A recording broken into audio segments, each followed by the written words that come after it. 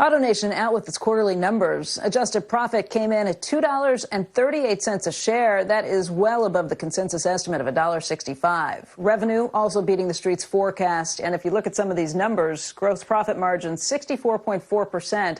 That's an 800 basis point increase from just a year ago. Mike Jackson's here. He's the AutoNation CEO and executive chairman. And Mike, explain that. What happened here? Becky, good morning. How are you? Yes, it's our absolute best quarter ever. And first, from the bottom of my heart, I want to thank all the AutoNation associates who put on their mask every day since April and take care of our customers. The results are driven by a significant shift of the American consumer towards personal mobility. They have rediscovered everything they love about the American automobile. Namely, it gives them a sense of security, independence, and freedom. And coming out of the lockdowns, they said, you know, so much for sharing everything. I'd really like to have my own space that I define, and I want more of it. And you see this shift in the consumer mindset impacting housing, home care, and most importantly, retail automobile business. Now, combined with that, we have a shortage of inventories because the plants were closed for 10 weeks and they're gradually ramping up, but industry inventories are still 25–30% below where they should be, if not even more. So it was challenging to adjust pricing to reflect the shortages, but, and of course, we cannot forget for both housing and automotives that interest rates are incredibly low, which our customers absolutely just love. And I think rates are going to be low for years. So you put it together, this shift, pivot to personal mobility, symbolized by the American automobile, combined with low rates, gave us very, very strong performance. Also, all our investments in digitals, as you and I, Becky, have talked over the years, have given us the ability to operate much more efficiently with higher productivity. So you get this perfect combination of increased gross profit with a lower cost basis, and you have the best quarter in the history of the company. You know, there are so many things I want to dig into here because this is fascinating, and I've really been looking forward to talking to you about this, Mike. We have chronicled with Phil LeBeau what's happened with used car prices, how they've skyrocketed because of what you just mentioned, inventory levels being 25–30% below what would normally be there. How long do you think those high prices last for used automobiles? How quickly do we get more inventory of new cars in? Yeah, here's the point, Becky. So this demand shift that I'm talking about is across all price points, across new vehicles, across pre-owned. It's across the entire spectrum of individual mobility. That's the headline. The demand for individual mobility has gone through the roof. And, you know, I think this pandemic / shelter in place has shifted the American psyche in a long-term way.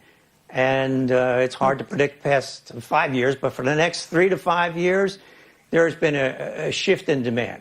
Now, as far as the inventory situation, that will gradually improve, but then we'll have more volume. So we have to, it's always, as a retailer, a balance between pricing and volume, and we're managing that well. And as the factories can do a bit better, we'll adjust to that, but net, we'll either sell more volume and adjust pricing, or the availability is not there and we'll get it on the pricing side. So do you think prices will still be at these elevated levels, let's say, 3 or 4 months from now? Well, there's no question that the demand will be there 3–4 months to now, and I think we're into the first quarter, if not the second quarter, depending on the manufacturer, until availability will improve. We made absolutely no progress in the third quarter. Our inventories are actually lower at the end of the third quarter than they were at the second quarter when it comes to new vehicles. So imagine you have a complicated global supply chain. They had to put social distancing in all the plants. They all have protocols to keep their workers safe. And if something happens, there's an interruption in the work.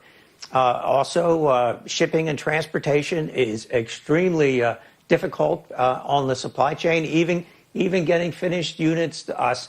So I think we're into next year on the supply side. The demand will still be there next year. Mike, two quick questions really quickly. You always have a pretty good idea about how the consumer is feeling. This might be a more difficult environment to really try and figure things out. People have gotten stimulus checks, and the aid has kind of dried up. So I don't know how you can kind of read the consumer real time. And then secondly, if you really think people are into this idea of individual mobility and are putting their money down, and this is a serious shift for the American consumer, what's that mean for Uber and Lyft? Yeah, well, I think if you look at the ridership levels for individuals, I think it's way down. Now, combined with all this, Uber Eats or other of those services are through the roof. But if you think about it, it's the same American psyche, and I think that's going to last quite some time. So to be clear, I'm not so sure for the auto industry about the fleet business next year. I really don't know. But the retail component, which is like 70% of the industry, will be strong next year. Very quick, 20 seconds just on the consumer. How they're showing up for trucks right now. Yeah, That's going to continue. It's truly a tale of two cities, you see the consumer is focused on prioritizing certain things. And if you're in the category that are prioritizing, you're doing very well.